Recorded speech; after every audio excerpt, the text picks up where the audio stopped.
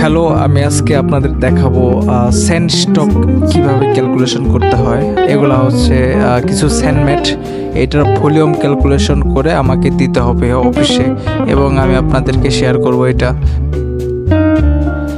ওকে, field data নেওয়া শেষ, নাও ready for processing. এখন এটা আমি কম্পিউটারে নেব। আফটার সাম প্রসেসিং, এটা হচ্ছে এক্সিস্টিং গ্রাউন্ড লেভেল। আপনি দেখতে পাচ্ছেন 3D ভিউতে গ্রাউন্ড লেভেলটা এরকম দেখাবে।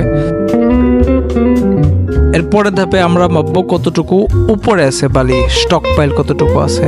ওকে, সারফেস ক্রিয়েশন শেষ।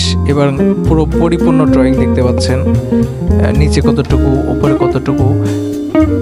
কিছু গোপনীয়তার স্বার্থে এই প্রজেক্টের কোনো কাজ আমি বাইরে দেখাইতে পারি না, যার ফলে প্রক্রিয়াটা আমি দেখাইলাম না।